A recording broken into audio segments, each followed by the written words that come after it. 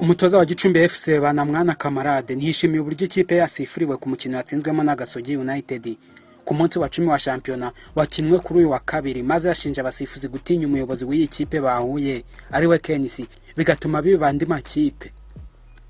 Ibi banamwana kamarade yabitangaje mu kiganiro yagiranye n'abanyamakuru nyuma y'uyu mukino. Ikipe yari imaze gutsindwamo n'Agasogi United igitego kimwe ku busa kuri stade ya Kigali Nyamirambo. Yagize ati: mugende mushaka amashusho kuri fan club nibabasha kuyabaha, muze kureba uko penalite yabereye mu maso y'umusifuzi kandi ari ibintu bigaragara.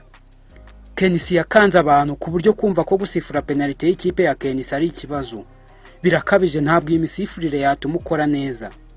Gasingwa Michel uyobora abasifuzi aze gushakisha amashusho nawe yirebera abatuma mu kazi ibyo baba bakora.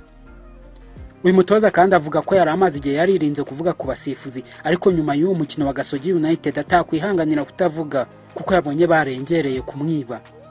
Yagize ati: nari maze umwaka nirinda kuvuga ijambo umusifuzi, ariko kuri iyi nshuro ntabwo nabireka kuko birakabije. Ibi birakabije. Umukinnyi Bruno batinya bamukoreyeho amakosa 8 ariko nta karita batanze. Urumva rero abasifuzi bayobora umupira nabo bari mu bari kwica umupira wacu kandi bakica n'akazi kacu muri rusange. Nyuma yo gutsindwa uyu mukino, Gicumbi FC yagumye ku mwanya wayo wa nyuma n'amanota 3 gusa, ndetse izagaruka mu kibuga ku wa gatandatu yakira Heroes FC ku munsi wayo wa 11 wa shampiyona.